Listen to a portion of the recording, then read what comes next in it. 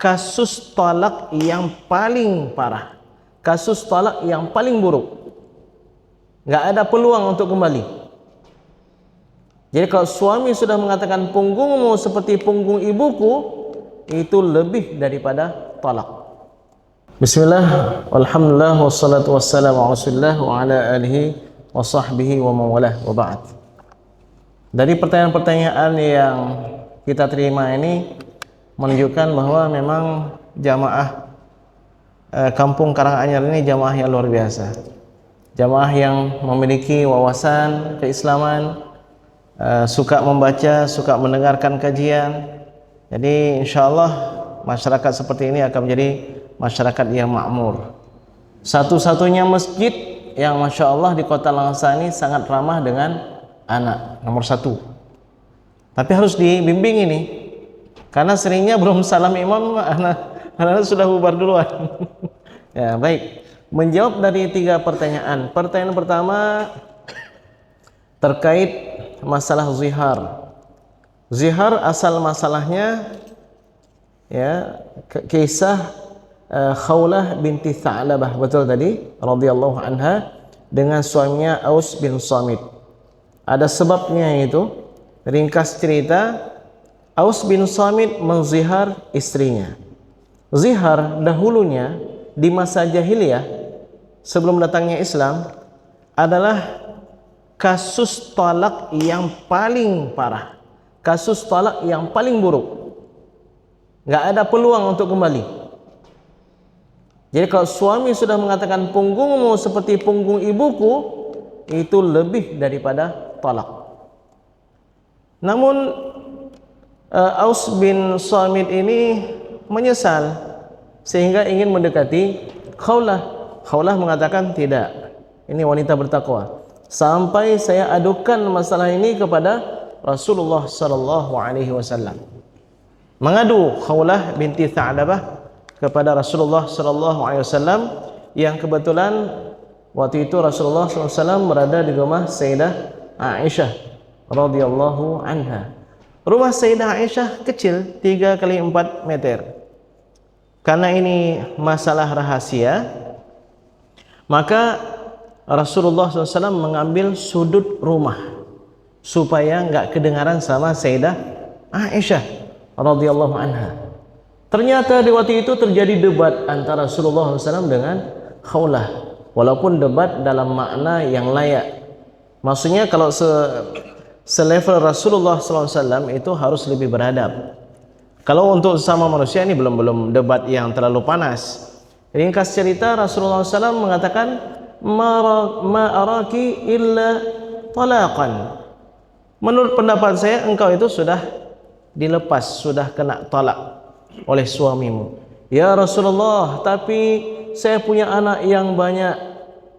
Ketika saya sudah tua seperti ini, perut saya sudah kendur, masa suami saya mengatakan engkau punggungmu seperti punggung ibuku. Rasulullah SAW tetap ma araki illa talaqan. Saya tidak berpendapat melainkan engkau sudah jatuh talak. Ya Rasulullah, kalau begitu darimu jawabanmu, maka aku akan melaporkan ini kepada Allah Subhanahu wa ta'ala. Maka ini wanita ini namakan dengan apa? Mujadilah, wanita yang mendebat Rasulullah sallallahu alaihi wasallam. Turunlah surat Al-Mujadilah. Jadi yang lebih tepat itu surat Al-Mujadilah, bukan Al-Mujadalah. Al-Mujadalah wanita yang kena debat. Siapa yang mendebat? Khawlah binti Tha'labah. Khawlah binti Tha'labah inilah yang mendebat Rasulullah, bukan Rasulullah SAW yang mendebat wanita tersebut. Maka yang lebih tepat nama suratnya apa? Surat Al-Mujadilah. Qad sami'a Allahu qawlan allati tujadiluka fi zawjiha. Allah Subhanahu wa ta'ala betul-betul telah mendengar aduan, debatan seorang wanita tentang suaminya kepada engkau, wahai Muhammad. Sayyidah Aisyah geleng kepala. Saya yang sangat dekat aja enggak dengar, tapi Allah Subhanahu wa ta'ala bisa mendengar dan bisa mengetahui apa yang mereka bicarakan. Jadi dalam ayat tersebut turun solusi bahwa suami yang ingin mendekati istrinya hendaknya memerdekakan budak, ya, atau ya memberikan pakaian, atau berpuasa 2 bulan berturut-turut, atau memberikan makanan kepada 60 fakir dan miskin. Jadi sidang hadirin hadirat sekalian yang dimuliakan oleh Allah Subhanahu wa taala, yang ditanyakan oleh bapak ini bukan itu masalahnya, tapi masalahnya adalah, Ustadz, kasusnya kan zihar. Kasusnya kan zihar. Ya, punggungmu, zihar itu artinya punggung. Punggungmu bagiku seperti punggung ibuku. Apa artinya? Punggung ibunya boleh dia nikmati? Tidak boleh. Maka sebagaimana punggung ibuku tidak boleh aku nikmati, begitu juga punggungmu. Para ulama seperti kebiasaan mereka ketika melihat ayat, melihat hadis, mereka berusaha untuk mencari apa maksud dan tujuan daripada syariat Allah Subhanahu wa taala. Mereka berusaha untuk mencari ada enggak illat yang terdapat dalam ayat ataupun hadis. Tujuannya apa? Untuk bisa diterapkan pada kasus-kasus yang lain. Karena ayat terbatas, hadis walaupun banyak terbatas. Sedangkan kasus-kasus tidak pernah terbatas. Maka walaupun dalam Al-Qur'annya innamal khamru wal maisiru wal ansabu wal azlamu rijsun min amali syaitan fajtanibuh, walaupun disebutkan di situ hanya khamar, tapi masuk di dalamnya segala minuman yang memabukkan. Masuk di dalamnya whisky, brandy, bir bintang dan seterusnya.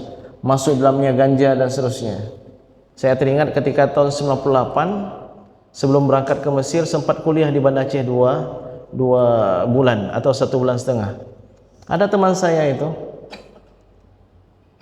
sambil hisap ganja dia mengatakan mana, coba tunjukkan kepada saya hadis atau ayat yang mengharamkan ganja.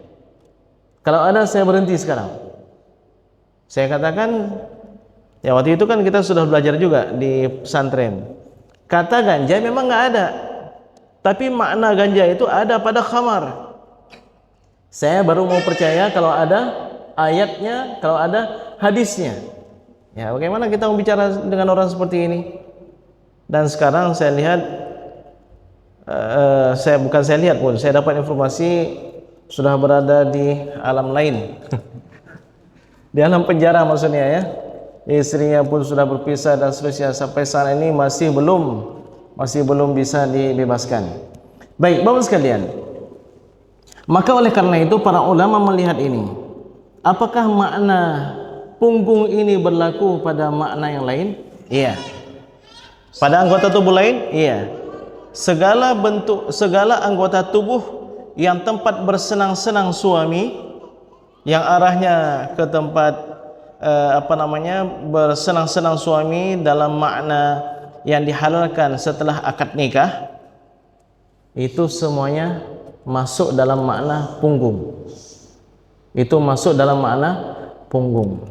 Tapi kalau ada makna yang lain, misalnya anggota tubuh yang punya makna kemuliaan, keindahan, seperti rambutmu bagaikan mayang terurai, ya. Seperti adikku, seperti kasus ini, ya, kasus yang di pekan lalu kita kaji, bahwa ada suami istri yang baru saja menikah, ya, di malam pertama habis maghrib langsung menelpon salah seorang ustadz sambil menangis-nangis. Kenapa kok menangis, ya? Ustadz, suami saya menyerupakan rambut saya dengan rambut adik perempuannya. Rambut saya diserupakan dengan rambut adik kandungnya. Kan itu sudah jatuh zihar, Ustaz. Baru malam ini saya buka jilbab sama orang ajnabi, langsung menjadi haram ya. Oh, tenang, biar saya telepon dulu dengan Ustadz Awal katanya. Jadi saya katakan, nah inilah dia. Jadi Bapak sekalian, ada lafaz zihar itu yang sharih dan ada yang ghairu sharih. Yang terang, yang nyata, yang enggak perlu kepada niat, dan ada yang dia itu sindiran, perlu kepada niat. Sama juga seperti cerai. Kamu telah saya talak, itu jatuh. Kamu sudahlah pulang aja ke rumah ibumu. Ini ghairu sharih, tidak begitu terang. Yang terang nggak perlu niat, yang tidak terang perlu kepada niat. Maksudnya apa? Niat kamu apa? Niat abang maksudnya apa? Kok suruh pulang saya ke rumah orang tua saya? Maksudnya jangan kembali lagi kemari. Maksud abang apa? Kamu sudah saya ceraikan. Baru. Tapi kalau kamu pulang aja ke rumah orang tua kamu, maksud apa? Pulang sana belajar sama orang tua kamu bagaimana cara masak masakan Aceh. Nah, itu lain. Ya. Dan bukan akhlak yang mulia seorang suami menyuruh istrinya keluar rumah. Karena rumah pernikahan itu rumah siapa? Rumah istri. La tukhrijuhunna min buyutihinna. Jangan kamu keluarkan istrimu dari rumah mereka. Jadi rumah pernikahan itu milik istri, ya. Baik, jadi Bapak sekalian, para ulama mengatakan bahwa punggung, kemudian tempat-tempat yang bisa bersenangnya dibolehkan dengan pernikahan, ini semakna dengan punggung. Semakna dengan punggung. Tapi kalau rambut, mata, ya, hidung, tanganmu lembut bagaikan tangan nenek saya, ya, itu masuk dalam ghairu sharih atau kinayah. Niatnya apa bang? Maksudnya matamu itu menyejukkan hatiku. Saya kalau lihat mata ibu saya itu tenang hati saya. Jadi mata kamu persis seperti mata ibuku. Itu tidak jatuh zihar. Kemudian makna ibu ini apakah tersebar ke makna yang lain? Para ulama mengatakan kalau ibu nggak boleh, anak juga nggak boleh, adik juga nggak boleh. Kenapa? Sama-sama mahram. Sama-sama mahram yang tidak boleh dinikahi selama-lamanya. Jadi mahram yang tidak boleh dinikahi selama-lamanya, ya termasuk ibu, nenek, ya, kemudian anak, cucu. Seorang laki-laki sudah pernah menikah, kemudian istrinya meninggal atau dia menikah satu lagi, dia sudah punya anak sebelumnya. Dia katakan kepada istri barunya, "Dek, wajahmu seperti wajah anakku." Maksudnya apa bang? Kamu tadi kecewakan saya ketika akad kan? Kamu permainkan saya. Udah wajahmu seperti wajah ibu, wajah anak perempuanku. Maksudnya apa nih bang? Kita pisah? Ya pisahlah. Itu jatuh zihar. Jadi demikian pak ya. Oke, jadi masuk ke dalam makna ibu, nenek, anak perempuan, cucu, kemudian saudari sekandung, saudari saya, saudari seibu, dan semua wanita yang mahram selama-lamanya, mahram muabbad, ya, mahram selama-lamanya. Karena ada juga mahram namanya mahram muakkad, mahram untuk sementara waktu, bukan untuk selama-lamanya. Seperti saya sudah menikahi seorang wanita, kemudian saya ingin menikahi bibinya. Nggak boleh saya menikahi bibinya selama istri saya masih saya nikahi. Tapi kalau seandainya istri saya meninggal dunia atau saya berpisah dengan istri saya yang ini, saya boleh menikah dengan bibinya setelah lewat masa iddah. Mana contoh wanita yang mahram sementara? Istri orang. Istri orang itu mahram atau enggak? Iya mahram, tapi mahram sementara. Selama dia masih istri bagi si fulan, bagi suaminya, itu mahram. Kutunggu jandamu, ada yang mengatakan begitu. Kenapa? Setelah dia jadi janda, habis masa iddahnya, boleh dinikahi.